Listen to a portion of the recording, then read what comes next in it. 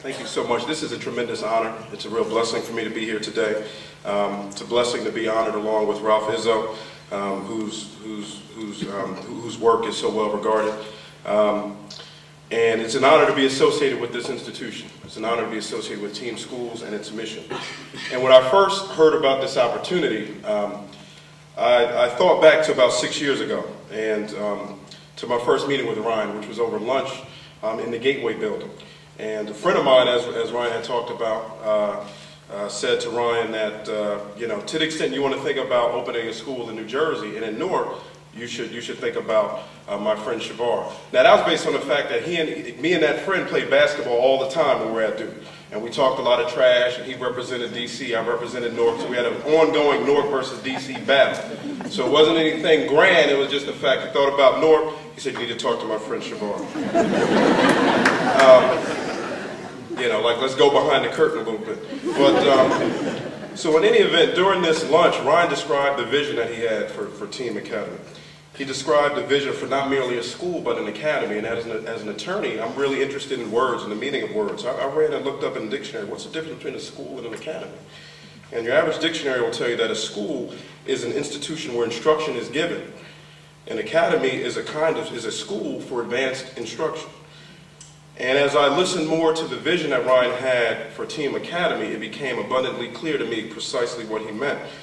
He described an expectation that not some, not many, not most, but a vision in which all of the children of Team Academy will graduate from college, and not merely graduate from college, but graduate from the very best colleges and universities this nation has to offer. He said further that this vision accommodates no shortcuts, no excuses, and will be achieved simply and only by hard work. I was sold instantly. Ryan then said that he would need help, and that first on his list was a board. And as he said, he didn't know anybody else in New Jersey, let alone Newark, so I didn't have too much competition. And so I gladly accepted. And I accepted because I was certain that our children would accomplish greatness if we expected it of them, if we demanded greatness of them and of ourselves. So I had no choice but to accept. And at that point, we didn't have a board, we didn't have a building, we didn't have teachers, we didn't have administrative, we didn't have a development staff, we didn't even have students. All we had was a vision. Ultimately, I realized in retrospect that vision is all we really needed. And that vision was one in which we had an uncompromising, non-negotiable belief in the capacity that every child can and will accomplish everything that you expect of that child. So 6 years later, I'm totally unsurprised by where we are today. In fact, I expected it. We have great school leaders, we have great teachers, we have a vision for excellence, and we have children whose ambitions and whose achievements reflect the uncompromising standards that I described. So this has very little to do, if anything whatsoever, with me. And as a consequence, I feel a sense of unworthiness about accepting this award. So I can't accept it for myself only, nor can I accept it in honor of my wife, whose love and support enables everything that I'm blessed to do. Instead, I accept this honor on behalf of the children of the city of Newark and the children of cities across the nation like Newark. Children who inhabit a society so infected with assumptions about their incapacities that we have libraries of books and researchers and PhD students who question their ability to learn. Children whose limitless potential is belied by the mundane ambitions we too often place on them.